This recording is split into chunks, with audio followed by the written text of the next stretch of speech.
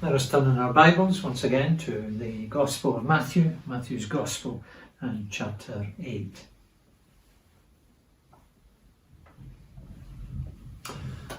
Over recent weeks, the subject of authority has proved to be very important. For example, the daily briefing from Downing Street, if you've noticed, has always been conducted by at least 2, if not 3 people. In addition to the government minister, there has always been a senior medical or scientific officer, someone who can speak with authority on the spread of a virus. In that case, authority comes from knowledge. But then in addition to that kind of authority, we have also witnessed an authority that comes from position and power. So for example, when Boris Johnson announced a lockdown on national television, he wasn't merely passing on his knowledge about the benefits of a national lockdown. Instead, he was exercising his power to enforce a lockdown. Over recent weeks, we've seen an authority that comes from knowledge, and we have seen an authority that comes from power. And both have been necessary. But what we have seen over recent weeks in these chapters of Matthew's Gospel is an authority that is so much greater than that. In the closing verses of chapter 7, we are told that the crowds were amazed at the teaching of Jesus because he taught as one who had authority and not as their teachers of the law. Their teachers of the law, they quoted this rabbi and that rabbi as their authority, whereas Jesus said repeatedly throughout his sermon, "I tell you." In his teaching, he claimed to be providing us with the correct interpretation and the definitive application of God's law. He even went as far as to claim in chapter 5, verse 17, that he was the fulfillment of all that the law and the prophets were anticipating and pointing forward to. His teaching demonstrated an authority that was much more than the passing on of knowledge, however great that knowledge was. His teaching demonstrated an authority by which he made remarkable claims concerning himself. Claims which we might, on a first reading, think were dangerous, unless he can also demonstrate that he also has the power to implement the authority that he says he has. And as we turn to chapter 8, that is precisely what we see happening. Which brings me to my first point this morning, and that is in verses 14 to 16. And there we see the convincing evidence for Jesus' authority. The convincing evidence for Jesus' authority. Back in chapter 4, we read of Jesus moving to the lakeside town of Capernaum and making it his home. And from what we are told here in chapter 8, it appears that Peter was also living in Capernaum. And on this occasion, he had his mother-in-law living with him, or at the very least, visiting him. But sadly, she has become ill. Verse 14 says, when Jesus came into Peter's house, he saw Peter's mother-in-law lying in bed with a fever. It demonstrates that those who followed Jesus and those who were closest to Jesus were not immune from sickness and suffering affecting their lives and the lives of their loved ones. Of all the people who were following Jesus at this time, none was more zealous than Peter. And yet sickness has invaded his home and has resulted in his mother-in-law becoming ill. But the good news for this dear lady is that a friend of her son was visiting the home that day, and on seeing her lying in a bed with a fever, we are told in verse 15 that Jesus touched her and the fever left her. And she got up and began to wait on them.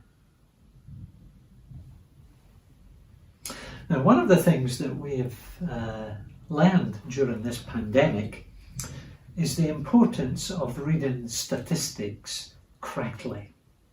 How many times have we seen the death toll drop on a Sunday and a Monday, only to see it rise again sharply on a Tuesday?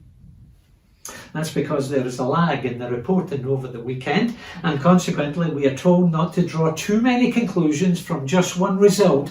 Look at the general trend rather than a single incident, we are told, as single one-off incidents don't prove very much. And if you tend to be rather cynical about the claims of Jesus Christ this morning, then your response on hearing about Peter's mother-in-law may be something similar. That's just one incident, you may be thinking to yourself, and therefore it proves nothing. After all, how do we know that she wasn't about to get better anyway, just as Jesus was about to touch her? It may have been purely coincidental that it so happened that it was when he touched her that she got up feeling so much better. One incident on its own is no basis for claiming a miracle, you may be thinking. It's the trend that we have to look at before drawing definite conclusions. Okay then, let's look at the trend. If you've been with us over recent weeks, then you may remember that Matthew has already recorded a couple of interesting incidents in chapter 8. The first one involved a leper, and in verse 3 we read these words: Jesus reached out his hand and touched the man. "I am willing," he said, "be clean." Immediately he was cleansed of his leprosy.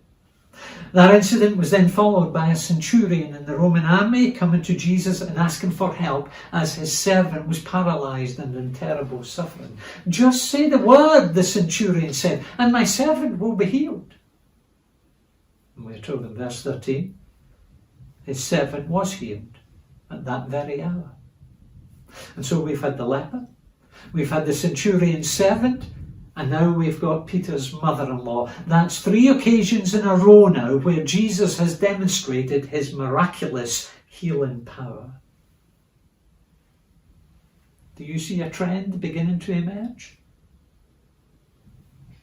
If not, then read on into verse 60.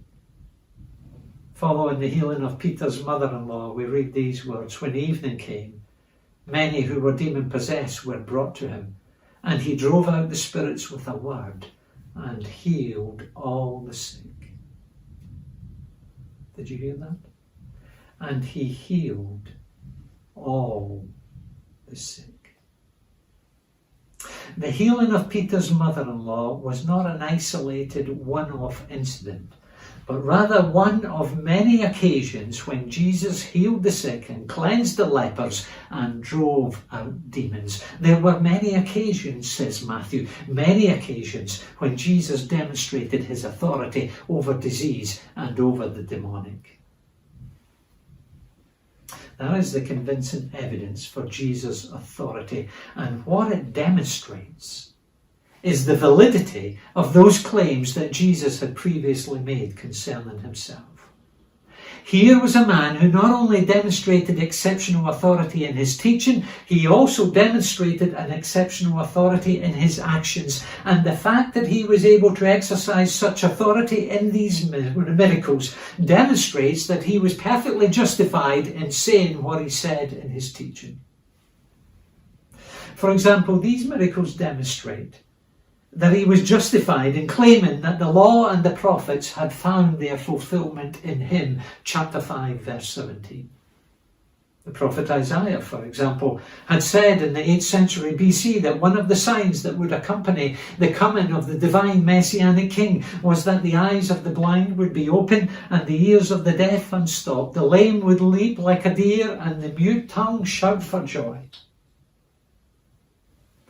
And therefore what these miracles in Matthew chapter 8 demonstrate is that the long-awaited Messianic King had come. And as such, he has the right to give us the definitive interpretation and application of God's law. He has the right to say, chapter 5, verse 27, "You have heard that it was said, 'Do not commit adultery.' But I tell you that anyone who looks at a woman lustfully has already committed adultery with her in his heart. As the divine Messianic King, he has the right to say who will and who will not have a place within God's heaven on a future day. Chapter 7, verse 21. Not everyone who says to me, Lord, Lord, will enter the kingdom of heaven, but only he who does the will of my Father in heaven. And if you want to know why you should listen to what Jesus has said on such matters, and if you want to know why you should believe what Jesus has said on such matters, it is because he proceeded to demonstrate in his miracles that he had the authority to speak with such authority.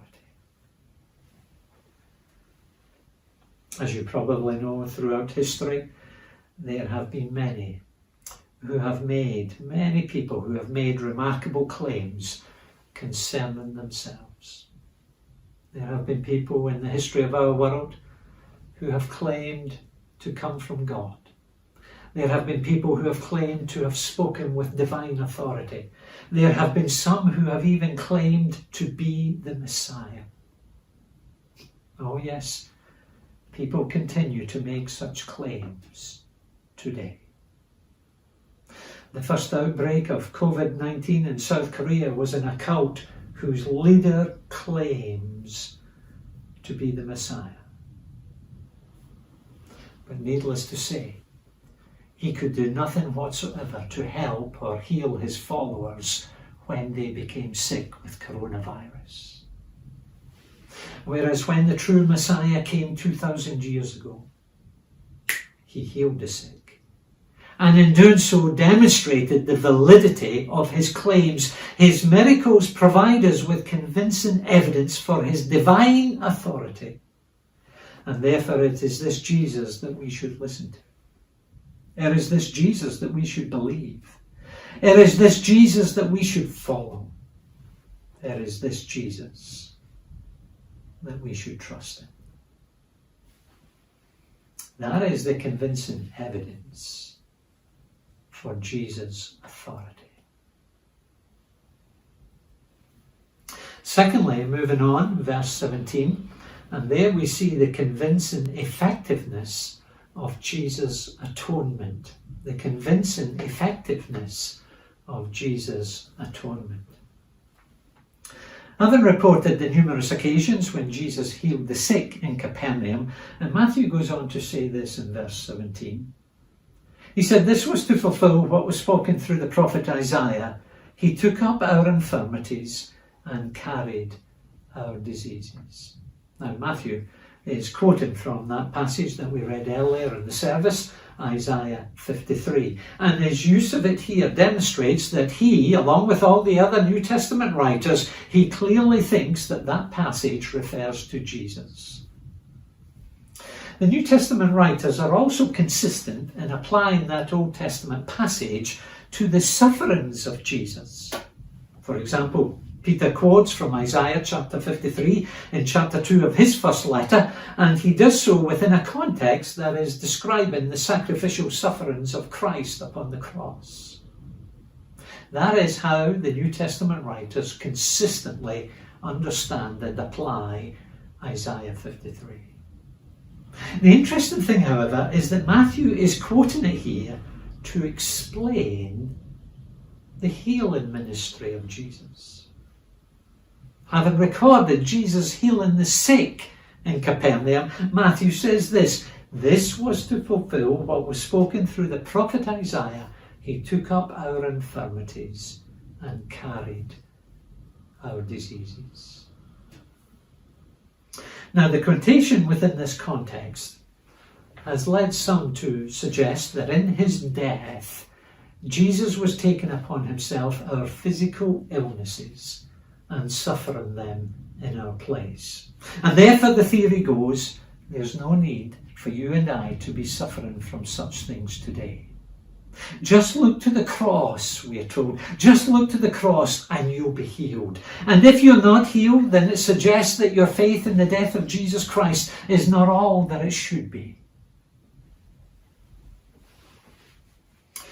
That is a view which is based on the assumption that in his atoning death, Jesus has secured physical healing for his followers in the here and now. But if that is the case, then let me ask you this. If that is the case, then why did Paul admit to being ill in Galatians chapter 4?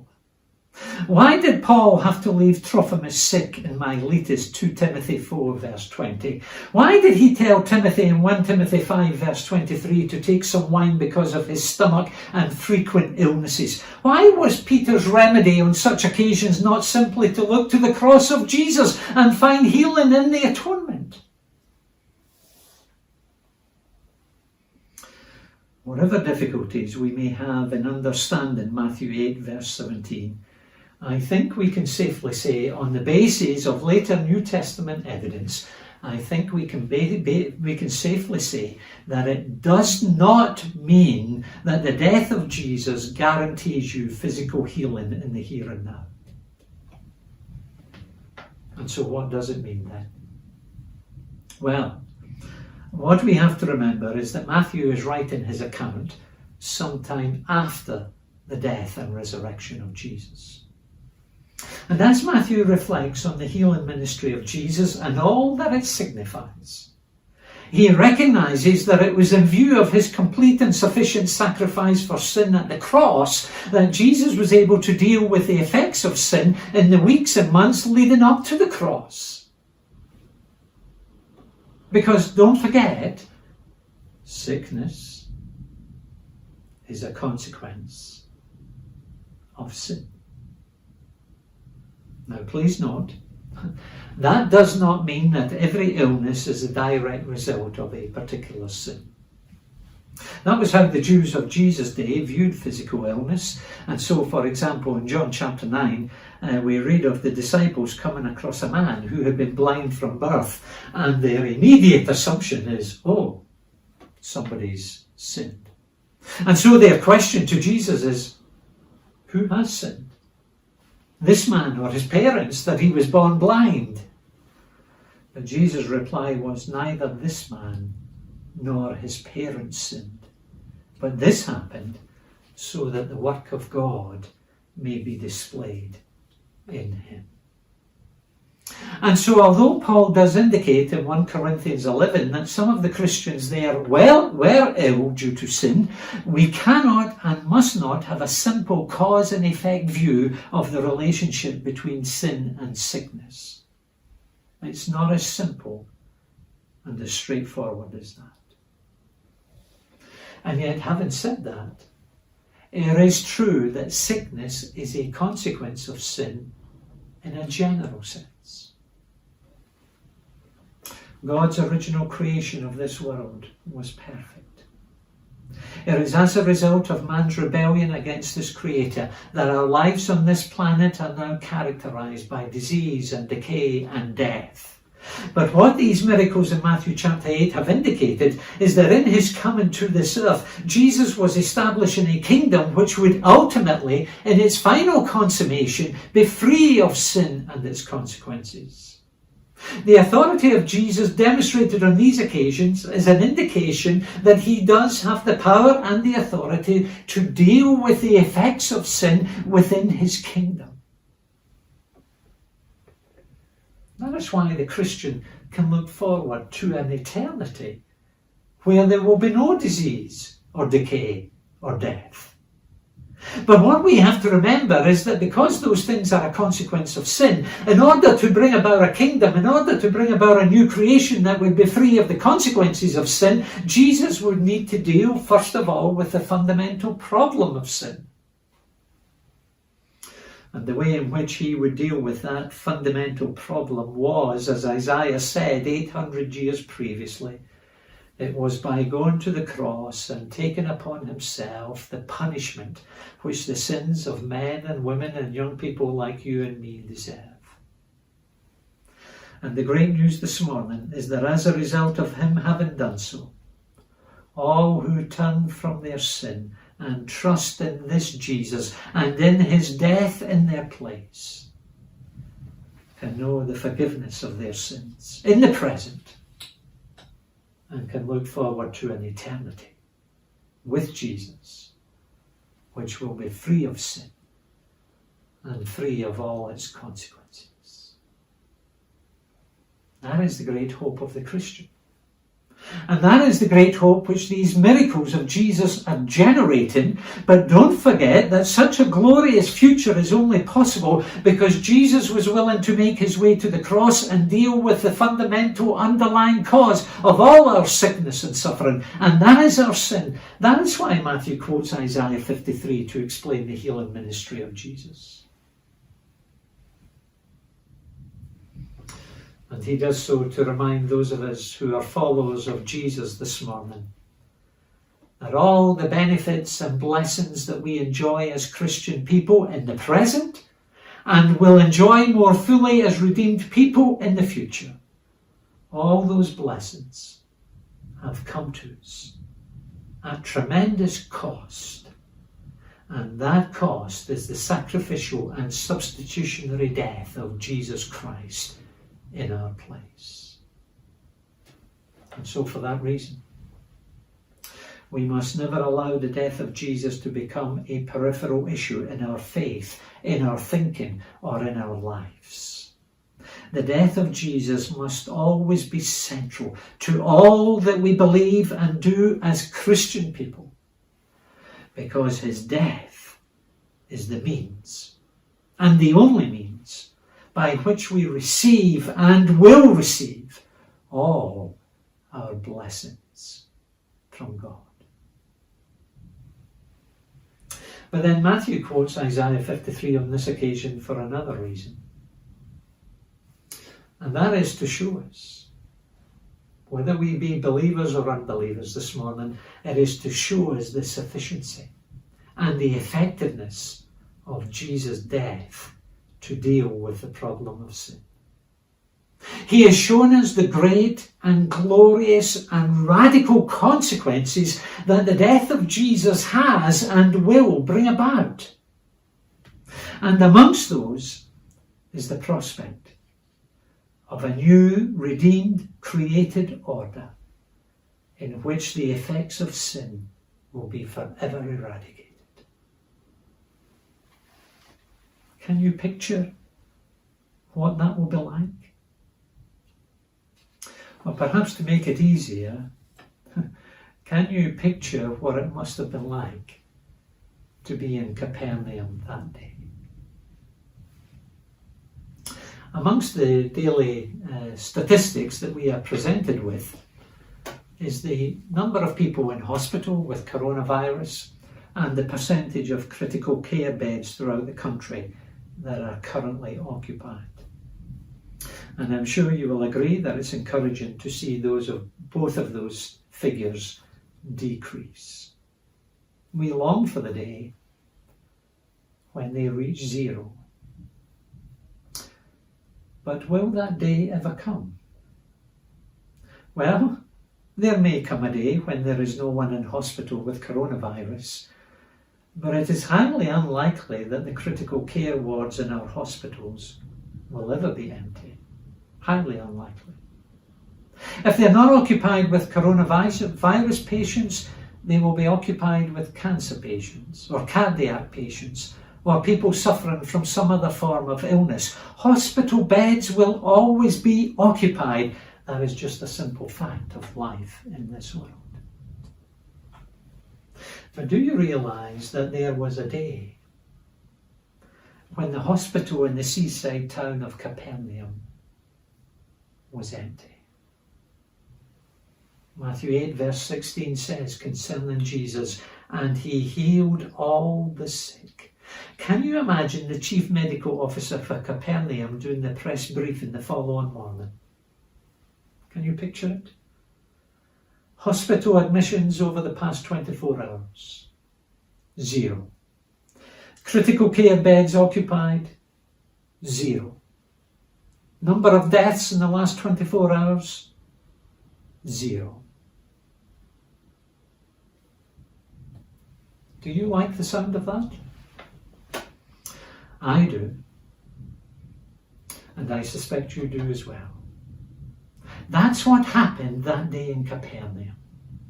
And it's recorded here along with the quotation from Isaiah 53 to teach us that in his death, Jesus completely and thoroughly and effectively dealt with the problem of sin to such an extent that even the effects of sin and the consequences of sin will one day be forever reversed and rolled back.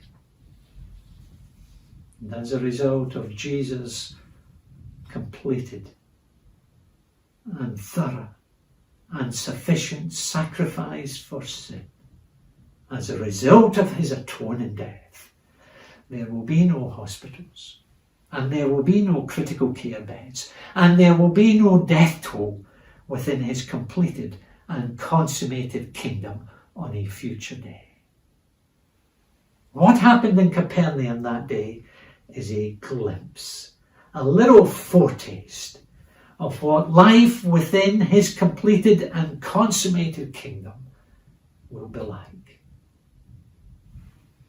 What happened in Capernaum that day is a demonstration, a convincing demonstration of the sufficiency and the effectiveness of the sin-atoning death of Jesus Christ to deal with sin and to deal with its consequences. And through trusting in his atoning death as the only and sufficient sacrifice for your sin, you can look forward to life within such a glorious kingdom throughout eternity. Two pieces of evidence provided by the events in Capernaum that day. Firstly, we have the convincing evidence for Jesus' authority. And secondly, we have the convincing effectiveness of Jesus' atonement.